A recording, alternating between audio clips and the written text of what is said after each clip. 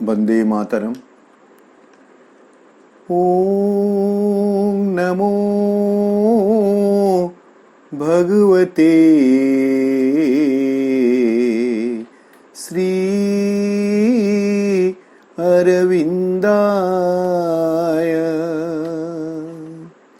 ओम नमो भगवते श्री अरविंदाय। ओम नमो भगवते श्री अरविंदाय।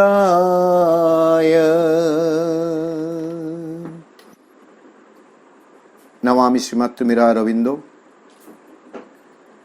एस्पिरेशन पाठचक्र आनुकूल्य आयोजित होता यह दिव्य कार्यक्रम रे उपस्थित थिबा सम्मानस्पद समस्त भाई अपा, आजिर आलोचना प्रसंग श्री अरविंदଙ୍କ कविता जहाँ CWSA collected works of Shri Aurobindo volume 2 रु निया जाइछि। कविताटीर शीर्षक होउछि the tiger and the deer, व्याघ्र और हरिण।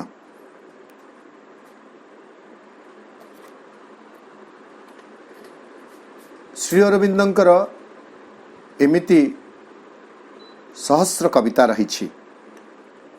बृहत काव्य आमे जानू सावित्री, ठीक सेमिति जेकोसी कविता श्री अरविंदंकर आमे अध्ययन करने को जीवा, आमे से कविता गुड़िकर निश्चित भाव में आध्यात्मिकतार स्पर्श एवं चेतना सीमा अतिक्रमणर एक वार्ता निश्चित भाव में पाइपर। यही कविताटी मध्य ताहा प्रतिफलित होइछि। कविताटी को आसिबा पूर्वर आमे देखिबे जे श्री अरविंद ए दुईटी जीव एनिमल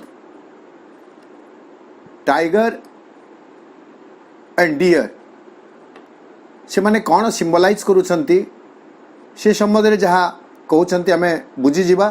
तापरे कवितारे कौ मर्मरे ताकू उपस्थापन करा जाइछि ताकू मध्य आमे बुझीबाकू चेष्टा करिवा। लेटरसन जोग 3 वॉल्यूम 3 CWSA 30 हेबो बोधुए। सेठारे विभिन्न पशु पक्षींकर रंगर अंकर ए सबुर अध्यात्म तात्पर्य विषय रे प्रभु उल्लेख करूछंती।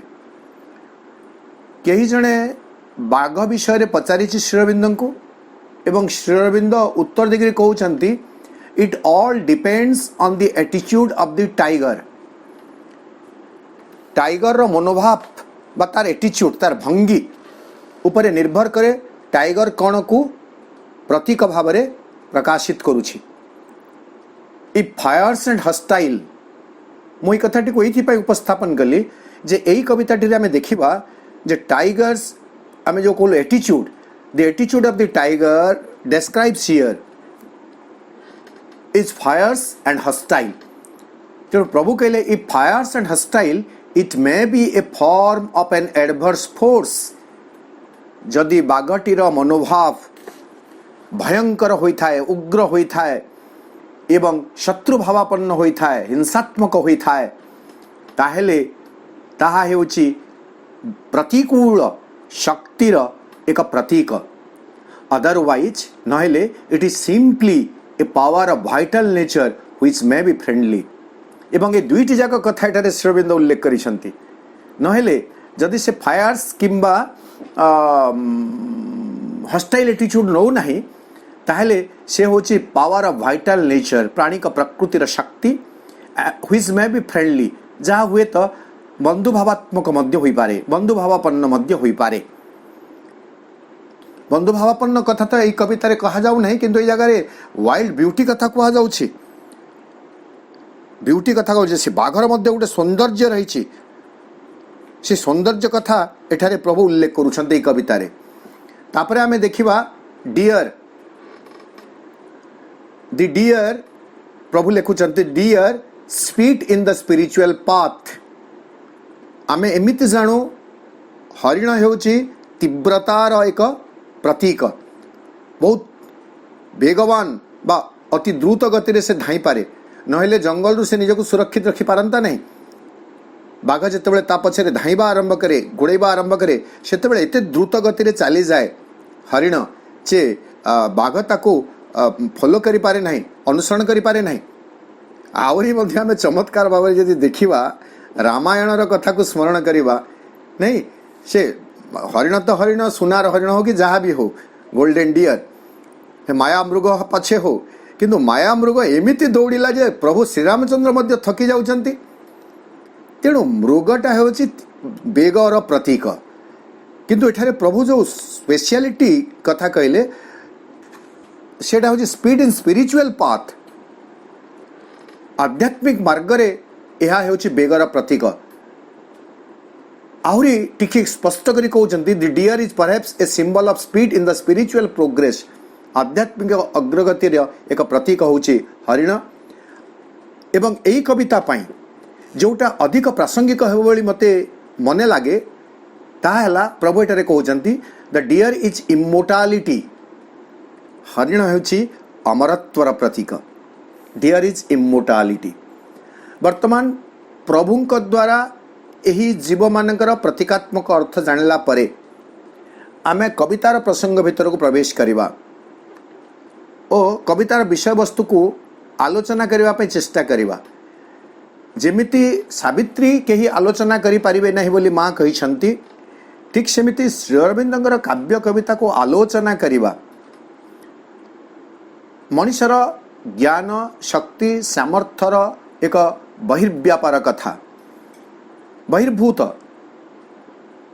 समसामयिक जो महान साधक माने श्री अरविंदंक सहित जीवन बंची थिले, तन्मध्यरु श्री अरविंदंकर कविता सहित बा श्री अरविंदंक सहित कविता संबंधी आलोचना करिवा पई जो जणे व्यक्ति अत्यंत योग्य होइतिले से होचंती अमल किरण।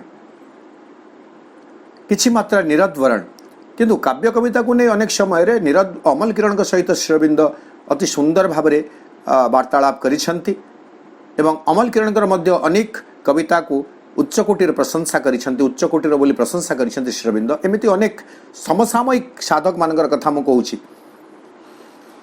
जो माने श्री अरविंद को नहीं जीवन बंचुथिले, श्री अरविंद ठारू प्रेरणा प्रत्यक्ष भाव में पाई पारुथिले, से माने ही केवल यार यथार्थ आमे कौन कहे व्याख्याकारी हुई पारंती, किंतु तथापि भी आमे कहिबा मन चेतना रे बंचुथुवा मनीष मनर सामर्थ्य को नहीं से जेते उच्च कोटीर मन होना कहीं श्री अरविंद को व्याख्या करवा, श्री अरविंदर कविता को काव्य को विश्लेषण करवा ताहा निश्चित भाव में एक आमे कौन कहे निरर्थक प्रयास तो कहे नहीं, एक सामान्य प्रयास हेब, किंतु नकले भी हेब नहीं जदि आमे करिबा नहीं। पढ़िबा पई मन स्तर रे हो पछे बुझिबा पई जदि प्रयास न करिबा ताहले ए सबु श्री अरविंद लेखुतिले कहा पई आम पई ना। तेणु आमको प्रयास करने को पड़ो, किंतु सतर्क होगा को पड़ो। प्रयास करुवा समय रे आमको प्रभुंक प्रति कृतज्ञतार भाव सबुबेले स्मरण रे रखिथिबा को हेबो। अहं जेमिति आम उपरे हाबी होई न जाए ए विषय रे आमको सचेतन होगा को पड़ो। अज्ञानता को यथेष्ट दूर रे रखिबा को पड़ो, ताहेले जाई एक सरल कृतज्ञ भाव नहीं आमे मां श्री अरविंद को पढ़ी पारिबा एवं किछि मात्रा रे ताको बुझीबा पई सक्षम हेबा। कहा जाउची एही कविताटी the tiger and the deer रचित होईची प्रथमे प्रकाशित हैला 1930 मसीह रे एवं तार शेष किछि संशोधन परे प्रकाशित हैला 1942 मसीह रे। एई कवितारे प्रभु सुंदर भावरे वर्णना करुछंती उग्र स्वभाव व्याघ्रर एवं सरल निरीह स्वभाव हरिणर चरित्र को। प्रथमे मु कविताटी को आवृत्ति करि दउछि। आवृत्ति समय रे आमे टिके ध्यानस्थ होई सुनिबा को चेष्टा करिबा। तापरे आमे कविता रो आलोचना भितर को, आलोचना तो नुह सरल भावरे ताको केमिति आम भाषा रे ओडिया भाषा रे बुझी हेबो सेथि पय आमे चेष्टा करिबा एवं शेष रे ए कवितार मर्म कौन होई पारे ताकू टिके बुझिबा पय मध्य प्रयास करिबा। प्रभु लिखिले brilliant crouching, slouching, what crept through the green heart of the forest, gleaming eyes and mighty chest and soft soundless pause of grandeur and murder। एटा गोटे पद यहाँ को कहा जाउची, एटा कहा जाउची क्वांटिटेटिव मीटर रे लिखिछंती प्रभु। क्वांटिटेटिव मीटर एथिरे कोनसी निर्दिष्ट छंद एटा नाही, ताकू एई कविता रे गोटे स्टार मार्क देगिरी तळे फुटप्रिंट लिखा जाउची जे free quantitative verse left to find out its own line. आमे निज हिसाब रे ताकू छंद देगिरी ताकू पढिबा पे चेष्टा करिबा by line rhythm and unity. Line by line आमे केमिति पढ़िबा सेथिपे आमे निजे प्रयास करिबा। ए जो प्रथम पदटी हैला, ए प्रथम पदटी क्वेश्चन मार्क रे प्रभु आरंभ करूछंती। व्याख्या बेले आमे से जागा को आसीबा।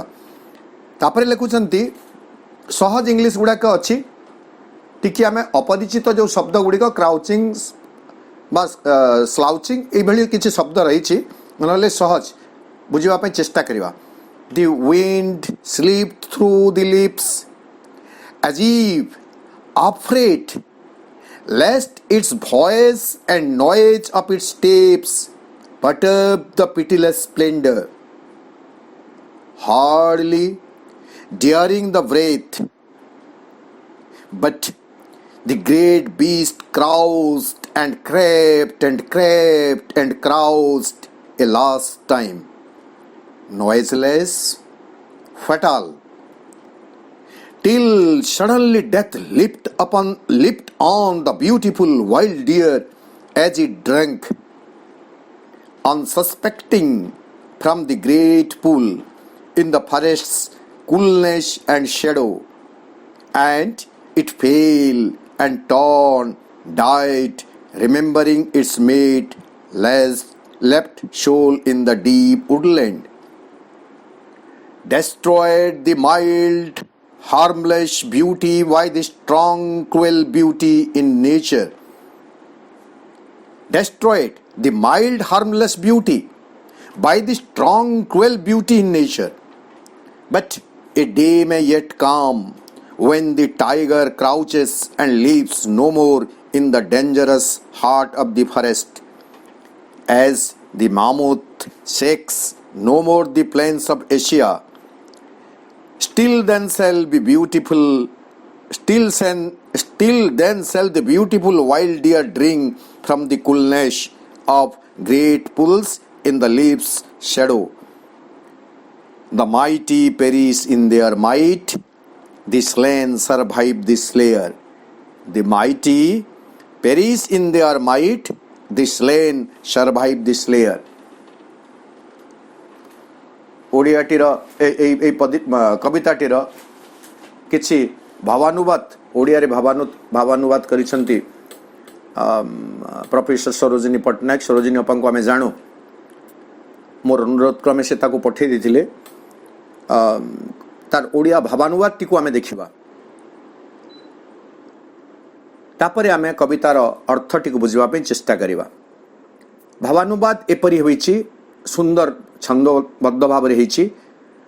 सबुज बनानीर सबुज बक्ष परे अतर्कित माड़ी आसे विचक्षण बुद्धिमान जीवटीए, चक्षुरे क्षणिक आलोक रश्मि शक्त मजबूत छाती तार पंझाद्वय शोभावंत सुकोमल निशब्द पत्र गहली रे धीर समीरणे सतेयवा शब्दे तार बाधाप्राप्त हेब कि निष्करुण दीप्तिमान से जीवर योजना विशाल जीवटी नई पड़ी आंठुबंका करी छाती रे लगाई गुरुंडी गुरुंडी झांप देला निरीह सरल सुंदर वन्य हरिणटी परे बनानीर शीतल छायाछन्न जलाशय मध्ये विदीर्ण हिला हरिणर काया ग्रास कला मृत्यु तारे स्मरण रे आणे छाड़ी आसीथिबा निज जीवन संगिनी घन अरण्य मध्यरे नष्ट हेला शांत कमनीय शोभार प्रतीक हरिणर प्राण प्रकृतिर क्रूर सौंदर्य व्याघ्र हस्ते किंतु आशिव से दिन व्याघ्र करिबनी आक्रमण भयंकर अरण्य बुकुरे जो भली एशियार समतल भूमि परे अधुना अदृश्य से भयंकर जीव नामजार अटई मामोथ सेतेबेले वृक्ष छाया तले सुशीतल सरसीरु जलपान करुथुब सुंदर वन्य हरिण ध्वंस प्राप्त हेब शक्तिशाली जीवर शक्तिमत्ता तिष्ठि रहिब हत हंता कबलरु। वर्तमान आमे कवितार धाड़ी पर धाड़ी आसीबा। प्रथम पैराग्राफ जो कथा कहले आमे बा प्रथम पदटी ताहा एक क्वेश्चन मार्क जेमिति हु कवितार श्रीअरविंद लिखुचंती कहरे किए से एठारे मध्य कहउचंती जे कण आमे सेटा को देखिबे जे ब्रिलियंट क्राउचिंग स्लाउचिंग ए जो दुईटी शब्द रहिला क्राउचिंग शब्दर अर्थ होची जोटा को भी ओडिया अनुवाद करा जायछि क्राउचिंग शब्दर क्राउच रो क्राउचिंग आसीछि क्राउचिंग टा भार्ब फॉर्म को आसीछि क्राउच रो अर्थ होची नई पड़ी आंठू को बंका करी छाती रे लगाई बसिबा। प्रकृति आमे तो प्रत्यक्ष भाव रे दृश्य के देखि नथिबे जंगल रे तथापि अनुमान करंतु जे शिकार आशारे छपी करी बाघटीए पत्र गहली रे बसी रहिछि केमिति बसी रहिबो देखिबा को चेष्टा करंतु नई पड़ी थी आंठू को बंका करी छाती रे रखी माने आमे जो से दौड़ीबा पहले जो को रेडी सेट रेडी गो एमती को जेमती दौड़ीबा पे आरंभ करती कंपटीशन रे ठीक सेमिति एते सतर्क भाव बसथिबो तार एटा को छाती रे लगे देकरी जे हरिणटी आसिला मात्र के से जेमती झांप दे पारिबो तब तार फास्ट पोज होची सेटा क्राउचिंग नई पड़ी आंठू को बंका करी छाती रे लगाई बसिछि। ब्रिलियंट विचक्षण से प्रचंड बुद्धिमत्ता ता पाखरे अछि। क्राउचिंग एवं स्लाउचिंग अर्थ होती सेकेंड स्टेप जितेबाला शिकारटी को से देखिबो सेतेबाला से कण करबो एमती जो बसिथिला पूरा छाती रे नई पड़ी आंठू को बंका करी जो छाती रे लगे बसिथिला वर्तमान से नई पड़ी करी उठिबा को चेष्टा करिवो धीरे धीरे एटा हला स्लाउचिंग।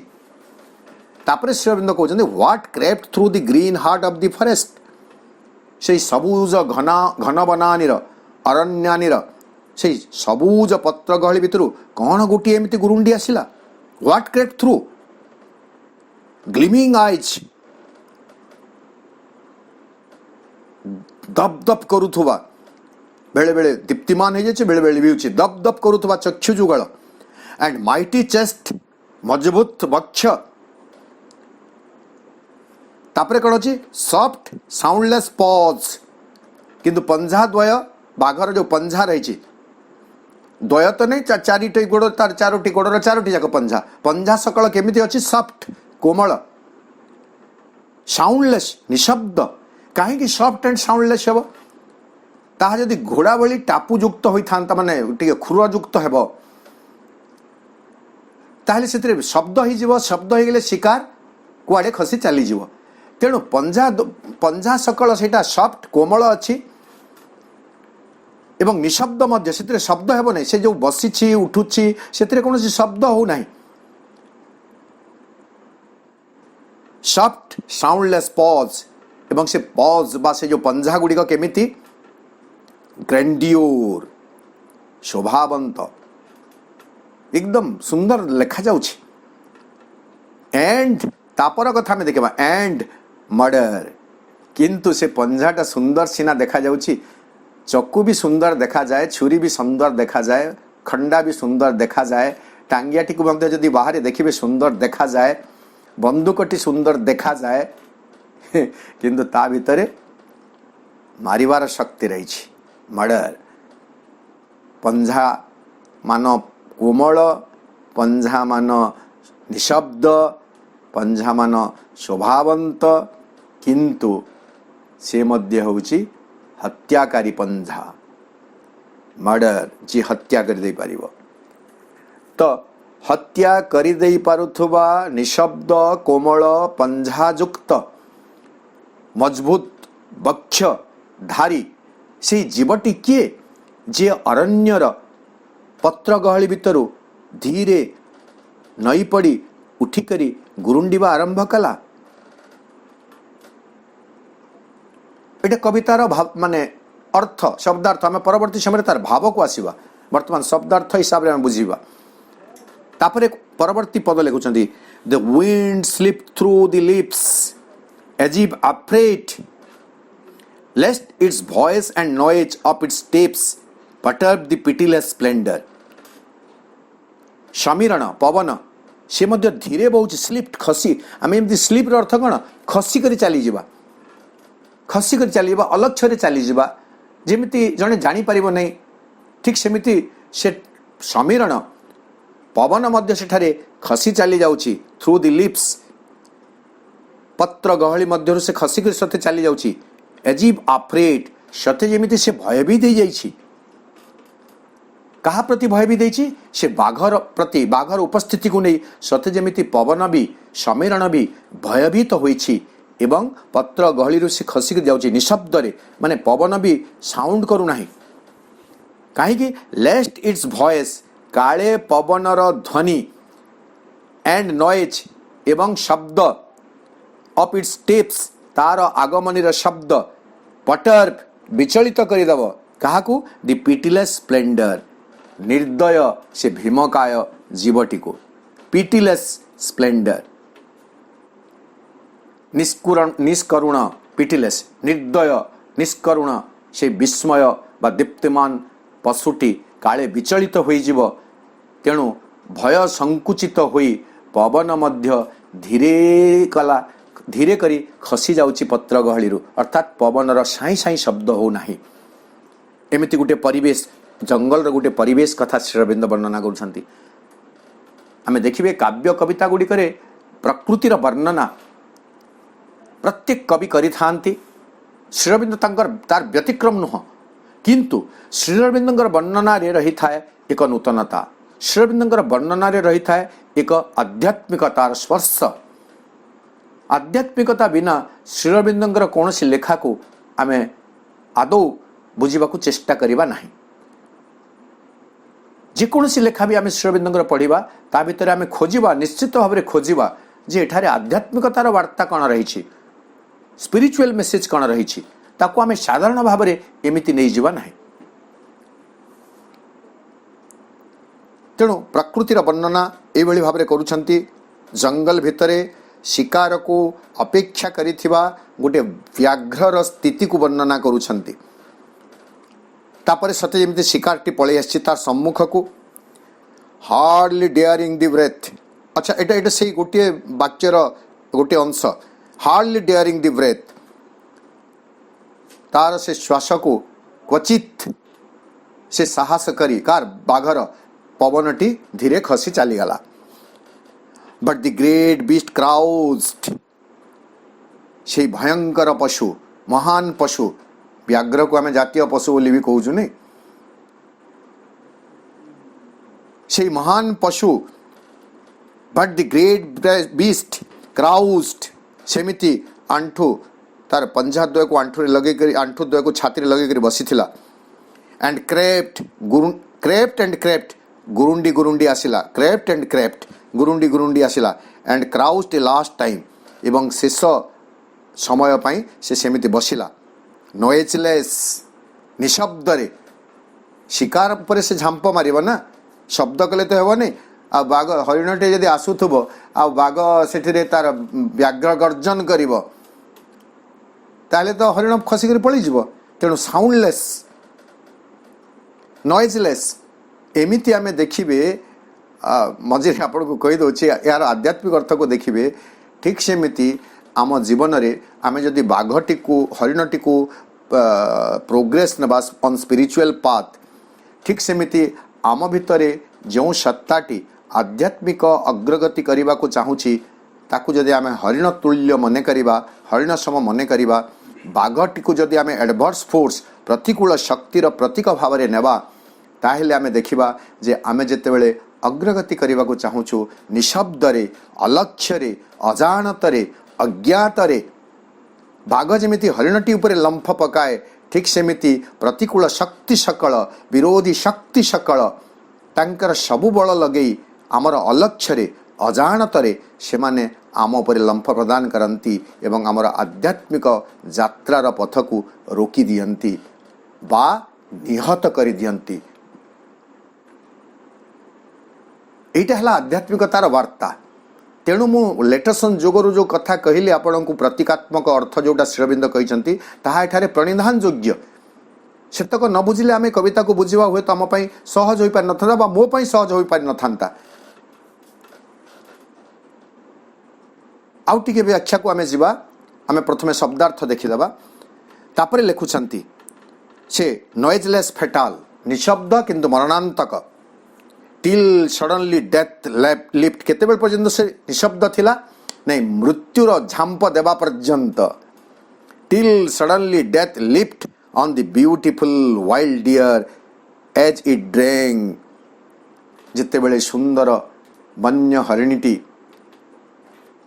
ପାଣି ପିଉଥିଲା, ଜଳପାନ କରୁଥିଲା, ଅନସସ୍ପେକ୍ଟିଂ, କୌଣସି ଶଙ୍କା ନାହିଁ, ସନ୍ଦେହ ନାହିଁ ତା ଭିତରେ ଯେ ମୃତ୍ୟୁ ମୋ ଉପରେ ଲମ୍ଫ ପ୍ରଦାନ କରିଦେଇପାରେ ବୋଲିକରି, ଅନଏକ୍ସପେକ୍ଟିଂ ଫ୍ରମ୍ ଦି ଗ୍ରେଟ୍ ପୁଲ୍, ଅରଣ୍ୟ ଭିତରେ ଏକ ବିରାଟ ପୁଷ୍କରିଣୀ, ସେଇ ପୁଷ୍କରିଣୀରେ ଅନଏକ୍ସପେକ୍ଟିଂ, କୌଣସି ଭୟ, କୌଣସି ପ୍ରକାରର ବିପଦର ଆଶଙ୍କା ନ କରି, ଶଙ୍କା ନ କରି ଯେତେବେଳେ ବନ୍ୟ ହରିଣଟି ଜଳପାନ କରୁଥିଲା, ଶେଷ ଥର ପାଇଁ ନିଶବ୍ଦ ରହି ହଠାତ୍ ସେ ବାଘଟି କ'ଣ କଲା?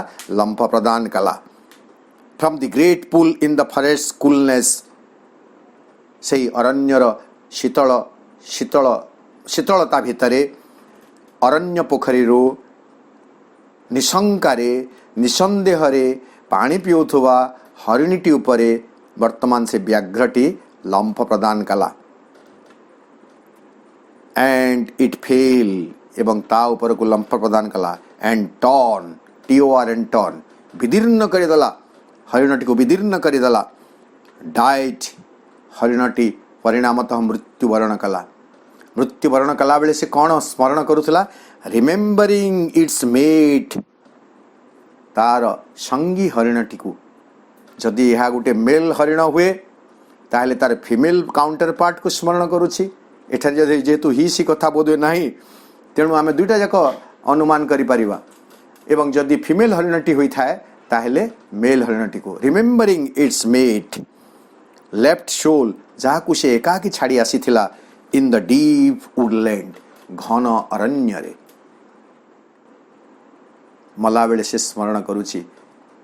ଏ କଥା ପଢ଼ିଲା ବେଳକୁ ମନେ ପଡ଼ିଯାଏ ସେଇ ହରିଣ ସ୍ତୁତି କଥା ମନେ ପଡ଼ିଯାଏ। ନାହିଁ, ପିଲାବେଳେ ଆମେ ସମସ୍ତେ ପଢ଼ିଛୁ, ଏକ ଆଧ୍ୟାତ୍ମିକତାର ବାର୍ତ୍ତା ତା ଭିତରେ ରହିଛି।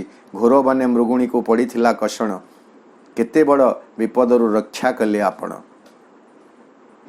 ଏଠାରେ ମଧ୍ୟ ସେ ବାର୍ତ୍ତା ଅଛି, ଏଠାରେ ମଧ୍ୟ ସେଇ ବାର୍ତ୍ତା ଅଛି ଯେ ହରିଣ ନିଶ୍ଚିତ ଭାବରେ ସୁରକ୍ଷିତ ରହିବ। କାହା ଯୋଗୁଁ ସୁରକ୍ଷିତ ରହିବ? ନାଇଁ, ଭଗବତ କୃପା ଯୋଗୁଁ ସୁରକ୍ଷିତ ରହିବ। ବାଘ ତାକୁ ମାରିପାରିବ ନାହିଁ। ମଣିଷ ଭିତରେ ଯଦି ଦୃଢ଼ ସଂକଳ୍ପ ରହେ, ଆଧ୍ୟାତ୍ମିକ ଅଗ୍ରଗତି ପାଇଁ ମଣିଷ ଭିତରେ ଯଦି ଦୃଢ଼ ସଂକଳ୍ପ ରହେ, ପ୍ରତିକୂଳ ଶକ୍ତି ଯେତେ ଶକ୍ତିଶାଳୀ ହେଲେ ବି, ଆମେ ଯେମିତି ମା ବହିର ତୃତୀୟ ଅଧ୍ୟାୟରେ ପଢ଼ୁଛୁ, ଯେତେ ଶକ୍ତିଶାଳୀ ହେଲେ ବି ଆମକୁ ସ୍ପର୍ଶ କରିପାରିବ ନାହିଁ। କିନ୍ତୁ ଯାହା ଆବଶ୍ୟକ ହେଲା ତାହା ହେଲା ଆମ ଭିତରର ସଂକଳ୍ପ ସିଦ୍ଧତା। ଆମର ସଂକଳ୍ପ ସିଦ୍ଧ ହୋଇଥିବା ଦରକାର, ସଂକଳ୍ପ ଅଟଳ ହୋଇଥିବା ଦରକାର, ସଂକଳ୍ପରେ କୌଣସି ଦୋଳାୟମାନ ସ୍ଥିତି ନ ରହିଥିବା ଦରକାର। ତାହେଲେ ଭଗବତ କୃପା ତା ଭିତରେ କାମ କରିପାରିବ। ଏନିୱେ, ଆମେ କବିତା ଭିତରକୁ ପୁଣି ଥରେ ଫେରି ଆସିବା ଏବଂ ଦୃଶ୍ୟଟିକୁ ଦେଖିବାକୁ ଚେଷ୍ଟା କରିବା। ମୋତେ ତ ଦେଖାଯାଉଛି ଦୃଶ୍ୟ, गोटे जंगल दृश्य आप देखु कि सुंदर निरीह हरिणटी पानी पीऊँगी तापर बाघटी लंफ प्रदान करुच्ची विदीर्ण कर दौची एवं सेतेबेले से हरिणटी स्मरण करुच्ची तार प्रिय संगी को जहाँ को से घन अरण्य छाड़ी आसीथिला। एठारे श्रीअरविंदर आम देखा सेंसिटिविटी जोटा संवेदनशीलता प्रत्येक मनीष प्रकृति में जितेबाला विपद अतर्कित विपदर सम्मुखीन हुए सेतेबाला तार प्रिय परिजन को से स्मरण करे। हरिणटी भगवान को स्मरण करिथिला, द्रौपदी कृष्ण को स्मरण करथिले। नहीं एमिति आम प्रिय परिजन को स्मरण करूँ बा आउ टिके सहज कथा में देखिए आप झुंटी पड़तु ना अतर्कित भाव में झुंटी पड़े आपे आपे पार्टी भितर माँ बाहरी पड़ो से आम दिव्य जननी माँ को हो आम स्थूल हिसाब से देखिले माँ को कारण माँ भितर गोटे स्नेह रही माँ भितर गोटे कोमलता रही। तेणु जिते बाघटी लंफ प्रदान करुच्ची ये मरवा को जाऊँगी से मन कर मोर संगी कौन करुथुबो से केमिति बंचिबो कौन करिबो इत्यादि कथा जहाँ भी हो कि सुंदर भाव में संवेदनशील भाव में श्रीअरविंद गोटे चरित्र को वर्णना कर दौरान गोटे इमोशन को आवेग को एठारे वर्णना कर दौरान जहाँ प्रत्यक्ष प्रकृति घटे। तापरे पुणी लिखुंट परवर्ती लाइन गुड़िक अति चमत्कार destroyed the mild harmless beauty एठारे तुलनात्मक भाव में कहते हरिण हूँ गोटे माइल्ड हार्मलेस ब्यूटी कोमल अहानिकारक हार्मलेस जहाँ हानिकारक नुह सौंदर्य बा आमे ताको कहिबे कोमल निरीह सौंदर्य बाघर आक्रमण रे कौन नष्ट हो गला कोमलता नष्ट हो गला कोमल सौंदर्य नष्ट हो गला कहा द्वारा कहते by the strong cruel beauty in nature बाघ को मध्य ठारे सौंदर्यर प्रतीक बोली कहते किंतु निष्ठुर सौंदर्य अनेक समय सावित्री अध्ययन बेले भी आम आलोचना करिछु जे नेचर बा प्रकृतिर जहाँ सब किछि अछि वृक्षलता हो पुष्प फल हो कि पशु पक्षी हुंतु ये समस्त गोटे सौंदर्य रही। आमे सिना साप को देखिले भय करुचु बाघ को देखिले भय करुचु भालू को देखिले भय करुचु सिंह को देखिले भय करुचु किंतु देखंतु तो एमानकर जदि जो ठाणी रही ग्रेसफुलनेस मु बारंबार कहे आमे समस्ते देखीचु निश्चित भाव में जंगल रे न देखिले भी सापुआ केला जितेबाला साप खेलौ थाए आमे देखीचु सापटी जितेबाला ता लांज उपरे छिड़ा होई फणा टिकी पूरा छिड़ा होई जाए कि सुंदर देखा जाए तार से ठाणीटी सिंहर ठाणी केमिति देखा जाए बाघर ठाणी केमिति देखा जाए आम जंगल रे प्रत्येक न देखिथिले भी चित्र मानकरे देखिछु चलचित्र मानकरे देखिछु एमाने मध्य सौंदर्यर प्रतीक प्रजापतिटीए मध्य सौंदर्यर प्रतीक सिंपल ब्यूटी हार्मलेस ब्यूटी बाघटी मध्य सौंदर्यर प्रतीक साप मध्य सौंदर्यर प्रतीक एपरिक आम जोटा को बिच्छू नहीं बिच्छुटी देखिए तार लांजटी जो एमती उच्चा कर टेकी देखिए जिते गुरुंडु थी कि सुंदर प्रकृति से बा आम जहाँ को पॉइजनस जो रही बोल जो इटा इनसेक्ट गुड़ाक अच्छा इनसेक्ट आप माछी मशा को भी देखु ना थरे तांको प्रति हिंसात्मक भाव न नहीं बा इमाने हानिकारक जीव बोली तांको प्रति गोटे घृणा बा भय भाव न रखी से जीव मानकर अंग सौष्ठव को देखंतु देखिए केते सुंदर लगे से माने भगवान सृष्टि रे प्रकृति असुंदर कहले किछि नाही गोटे पिंपुड़ी को देखंतु किमिति धीर मंथर गति रे केते गोटे ठाणी रे चालुछि घर चटिया जहाँ किछि भी आपण देखंतु तेणु एठारे दुईटी प्रकार सौंदर्यर वर्णना श्रीअरविंद कहउचंती गोटी हला माइल्ड हार्मलेस ब्यूटी एवं आ गोटे हला strong cruel beauty in nature. तो strong cruel beauty in nature प्रकृतिर थिबा से क्रूर स्वभावर सौंदर्य गोटे सरल अहानिकारक सौंदर्य को नष्ट करदेला ध्वंस करदेला destroyed the mild harmless beauty and the strong cruel beauty in nature. एतिके किंतु कविताटी सरू नाही। श्रीअरविंद मांकर जेकोसी आम लेखा देखिए ताहा एक सकारात्मक उपसंहार आनी आमको पहुंचे दिए सकारात्मकता होउछि पॉजिटिविटी होउछि पॉजिटिवनेस होउछि मां श्री अरविंदंकर वार्ता। आमे भाविले बाघटी लंफ प्रदान कला हरिण उपर लंफ प्रदान करदेला हरिण को विदीर्ण करदेला हरिणटी मरीगला खेल सरीगला नहीं कहानी सरीगला नहीं कविता सरीगला नहीं। वर्तमान कवितार असल मर्म आसिला। मर्म कण but a day may yet कम किंतु एई खेल शेष पर्यंत रहिबो नाही। एई खेल चिरंतन नुहे कौन but a day may yet come तथापि सेही सुदिन निश्चित भावरे आसीबो when the tiger crouches and leaves no more. जेतेबेले बाघ आउ सेमिति छपी करी गुरुंडी गुरुंडी करी लंफ प्रदान करी करिब नाही। पुणी से आध्यात्मिकता आड़ को आम जीवा मनीष जेतेबेले संकल्प सिद्ध हेब मांकर करुणा जेतेबेले ताको प्राप्त हेब ताहेले संसार रे कौनसी व्याघ्र शक्ति समर्थ नुहंती सेही सरल अध्यात्मवादी जीवटी को आक्रमण करिवा पाई। अध्यात्म जीवन टीए बंचिबा पाई जो मनीष संकल्प करि थाए एवं श्रद्धाशील भावरे निष्ठापर भावरे मांक ठारे समर्पित होई थाए ताकू कौनसी व्याघ्र शक्ति एडवर्स फोर्सेस श्रीअरविंद लेटर संजोग यदि आम से कथा को देखिए कौनसी प्रतिकूल शक्ति स्पर्श करि पारिब नाही। प्रथम हुए तो ताकू भयभीत करि पारे अतर्कित आक्रमण करि पारे किंतु सेही सुदिन अध्यात्म जीवन बंचुथुवा व्यक्तिर जीवन रे निश्चित भावरे आसीबो जेतेबेले प्रतिकूल शक्ति रूपी व्याघ्र ता उपरे आउ लंफ प्रदान करि पारिब नाही। But a day may yet come when the tiger crouches and leaps no more in the dangerous heart of the forest. से भयंकर भृतिपद अरण्यर बक्षरे अरण्य मध्यरे आउ बाघ लंफ प्रदान करि पारिब नाही। सेही सुदिन निश्चित भावरे आसीब। ताकू गुटे पुणी धरे तुलनात्मक भावरे कहले केमिति as the mammoth shakes no more the plains of Asia.